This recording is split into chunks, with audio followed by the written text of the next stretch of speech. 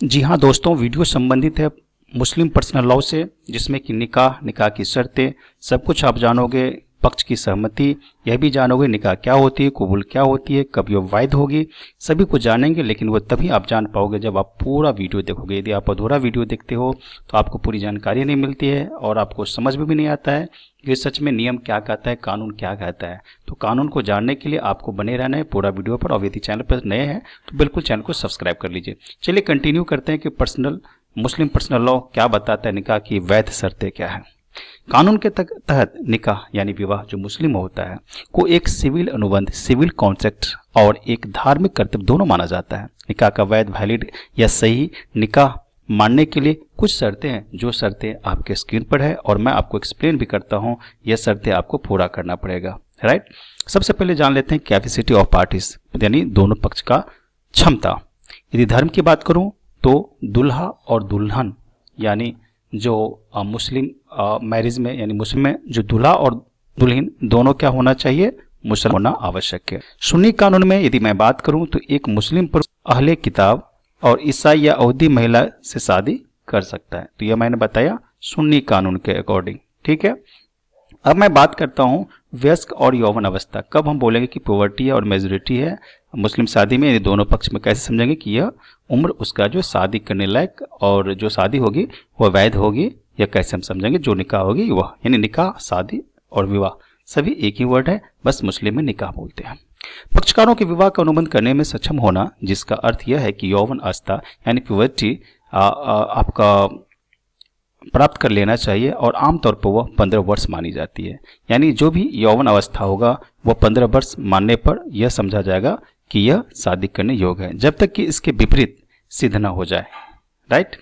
अगर पक्षकार बालिग नहीं है, ठीक, यदि पक्षकार बालिग नहीं है और उनकी कानूनी अभिभावक यानी जो लीगल गार्जियन की सहमति जरूरी है। यदि नेक्स्ट आपको जान दूं कि भारत में बाल विवाह निषेध अधिनियम 2006 भी है, जिसके अनुसार पुरुष की कानूनी विवाह की आयु 21 वर्ष है और महिला की 18 वर्ष है। यह हिंदू विवाह अधिनियम के तहत भी है और बाल विवाह न हो इससे कम में यदि होता है तो बाल विवाह कहा जाता है। और बाल विवाह निषेध अधिनियम भी 2006 भी है, जिसमें आपको यह उम्र भी ध्यान रखना है। तो यदि मैं निकाह की बात करता हूँ तो निकाह में यानी मुस्लिम शादी में उम्र का थोड़ा अलग है। अब बात करते हैं स्वास्तिक का और उसके आगे का साउंडमेंट का। बोलेंगे कि ये दूल्हा दुल्हन का साउंडमेंट है, यानी किसी तरह की स्वास्थ्य पर कोई ऐसा नहीं है कि मेंटली स्ट्रांग नहीं है या सोचन क्षमता नहीं है, किसी प्रेशर में। दूल्हा और दुल्हन दोनों का विवाह के समय यानी जिस समय निकाह होगी उस समय स्वस्थ मस्तिष्क का होना आवश्यक है, ताकि वो अपने कार्य को, प्रकृति को समझ सके। कार्य प्रकृति का मतलब ये हुआ कि उनको ज्ञान होना चाहिए कि मेरी निकाह हो रही है, जिनसे हो रही है उनको भी समझे कि मेरी निकाह जो हो रही है वो किन से हो रही है, और जो मैं कबूल कर रहा हूँ वह क्या कबूल कर रहा हूँ, आखिर मुझे अब आगे क्या करना है उनकी जानकारी होना चाहिए उनको। यदि वो जानकारी नहीं है तो शादी नहीं हो सकती, यानी निकाह नहीं होगी। नेक्स्ट जो पॉइंट है वह है कि प्रस्ताव और स्वीकृति। इसमें यदि मैं बात करूं कि इजाब और कबूल की बात करूं तो इजाब क्या होता है इसे हम जान लेते हैं, राइट। तो इजाब जो है एक पक्ष द्वारा स्पष्ट प्रस्ताव यानी ऑफर है। इजाब क्या है, एक पक्ष क्या करते हैं दूसरे पक्ष को ऑफर करते हैं और दूसरा पक्ष क्या करते हैं उसे एक्सेप्ट करते हैं, राइट। पूरा सीधी से समझिए। एक पक्ष क्या कहते हैं, जो उनके बैठक में जो बैठने वाले रहते हैं, जो बोलने वाले रहते हैं, वो कहीं ना कहीं से मौलवी आते हैं और उनसे पूछते हैं कि आपको क्या यह निकाह कबूल है, और यदि वह कबूल कर लेता है, दैट मीन्स एक्सेप्ट कर लेता है, तो यह माना जाएगा कि स्वीकृति माना जाएगा। यानी इजाब और कबूल दोनों को भी जानना बहुत जरूरी है।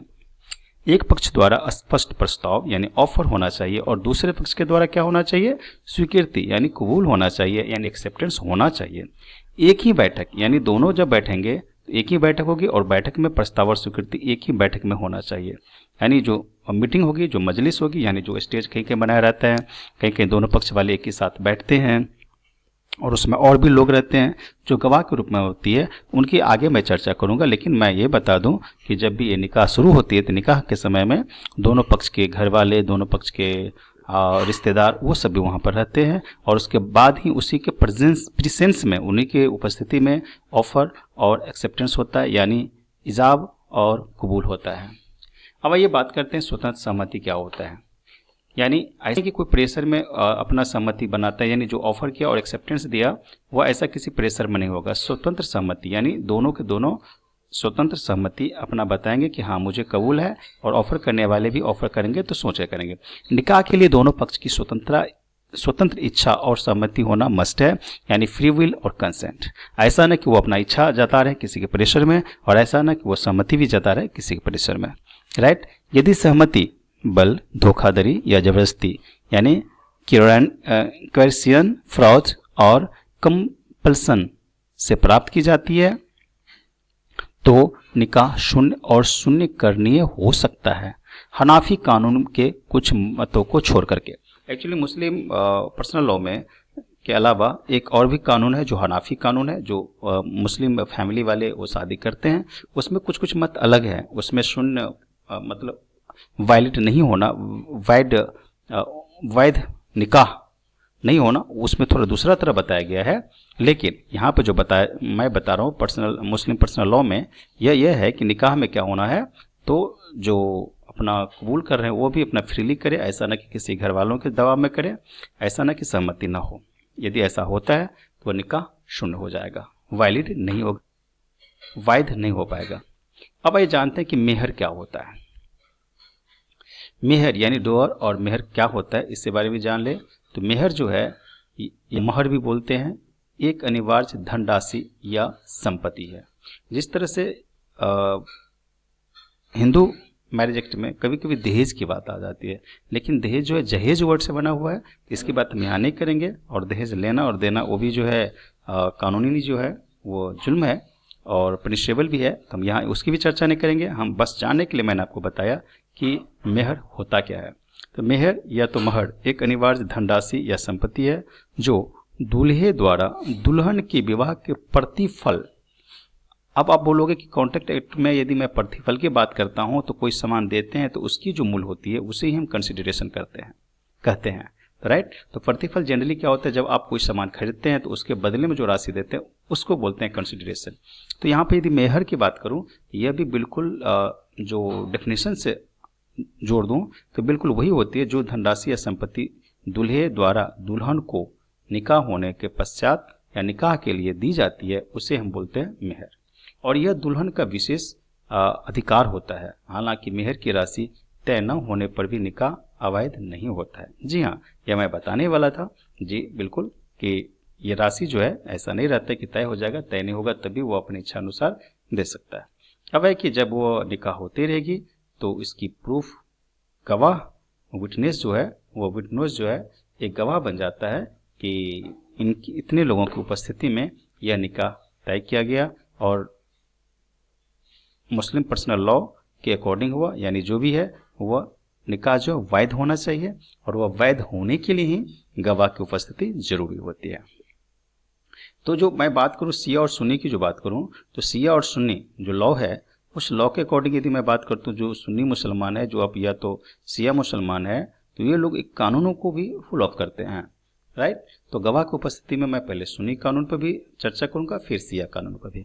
सुन्नी कानून में निकाह के समय दो सक्षम मुस्लिम गवाह, जो मुसलमान समुदाय के हैं, दो सक्षम मुस्लिम गवाह, दो पुरुष या एक पुरुष और दो महिला जो वयस्क और स्वस्थ मस्तिष्क के हो की उपस्थिति आवश्यक है। गवाहों की अनुपस्थिति निकाह को शून्य नहीं बनाती बल्कि अनियमित इरेगुलर फसीद बना सकती है, राइट। क्योंकि यदि गवाह वहाँ रहता है तो गवाह का जो उपस्थिति है यह बताता है कि दोनों के द्वारा जो कबूल और ऑफर जो हुआ था वो किसी दबाव में नहीं हुआ था, और वह जो भी हुआ था सभी शर्तें के अनुसार हुआ था।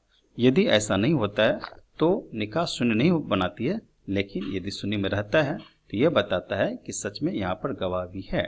तो दो सक्षम मायने मुस्लिम गवाह बोला, यदि दो पुरुष नहीं आ पाता है, एक पुरुष रहे और एक और पुरुष के बदले में दो महिला हो सकती है, लेकिन वो साउंड माइंड का होना चाहिए और एडल्ट होना चाहिए, वयस्क होना चाहिए। अब शिया कानून की यदि मैं बात करता हूँ तो शिया कानून के तहत गवाहों की उपस्थिति आवश्यक नहीं है, हालांकि इसकी सलाह दी जाती है। बोला जाता है कि गवाह रखिए ताकि कभी दोनों पक्षों में किसी तरह का कोई कानूनी दांव पेच लग गई तो जरूरत हो पड़ सकता है, लेकिन यह उपस्थिति आवश्यक नहीं होती है।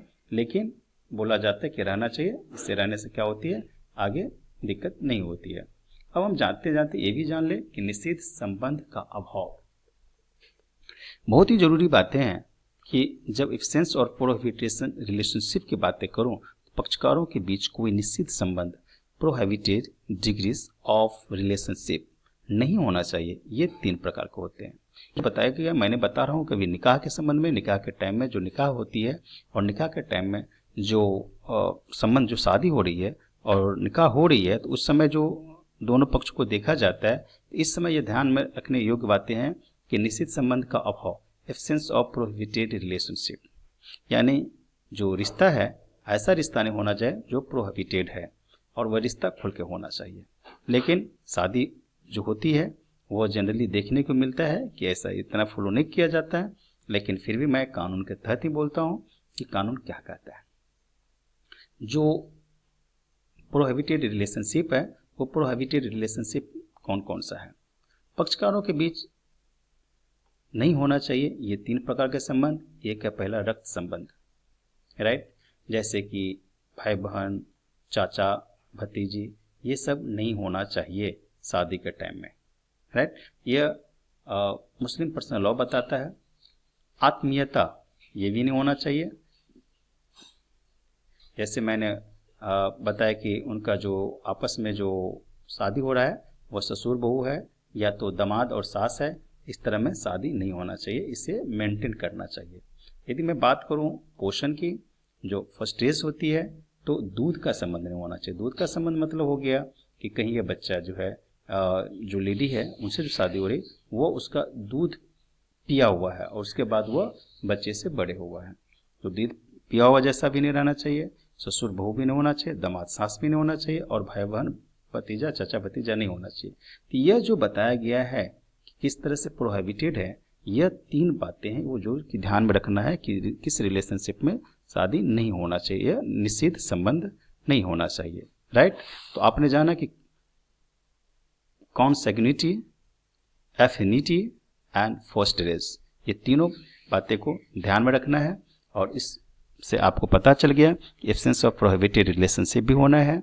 आपने ये समझा कि निकाह होती क्या है, आपने ये भी समझा कि वो कौन सी शर्तें हैं जो शिया और सुन्नी पर लॉ पर भी असर डालता है और वह एक्सेप्टेबल कुछ मद में होता भी है, राइट।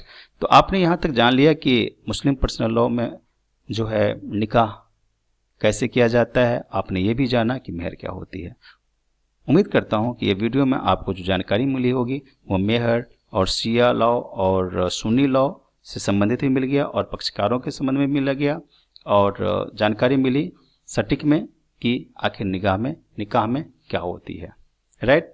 आगे है एक बात और मैं बताते चलूँ, जो निष्कर्ष है वो निष्कर्ष हम लाए हैं। वो निष्कर्ष ये है कि मुस्लिम पर्सनल लॉ के तहत निकाह तब वैध होगा जब दोनों पक्ष मुस्लिम हो, यानी लड़का के साइड से भी लड़की के साइड से, वर और वधू दोनों साइड से क्या हो तो मुस्लिम हो और उनके अभिभावक की सहमति हो और स्वस्थ मस्तिष्क के हो, उनके निषिद्ध संबंध हो, जो मैंने 3 तरह का संबंध बनाया वो निषिद्ध संबंधों का उल्लंघन न किया गया हो और एक ही बैठक में, यानी दोनों एक ही मंच पर, एक ही स्टेज पर दोनों एक ही साथ बैठे और वहाँ पर स्वतंत्र सहमति सबके बीच में हो। और स्वतंत्र सहमति क्या है मैंने ये भी बताया हूँ आपको कि एक ऑफर करेंगे और दूसरा क्या करेंगे, एक्सेप्ट करेंगे, यानी एक जो अपना प्रस्ताव रखते हैं जिसे हम इजाब बोलते हैं और दूसरा जो है कबूल होता है, जो वो मुंह से बोलते हैं और सबको सुनाई भी पड़ता है कि आपको कबूल है कि नहीं है, तो उसे कबूल भी किया जाता है, यानी एक्सेप्ट किया जाता है। और सुन्नी कानून में गवाहों की उपस्थिति के साथ जो बताया गया उन पर भी मैंने शिया और सुन्नी बताया गया हूँ कि कब वो वैध होगा और कोई चीज़ की कमी हो जाए तो किसमें वैध नहीं होगा, right.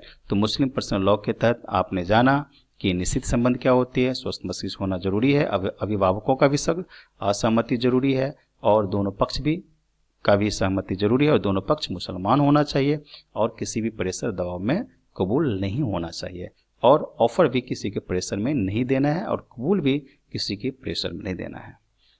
Thank you so much. और यदि आप चैनल पर नए हैं तो बिल्कुल चैनल को सब्सक्राइब कर लीजिए।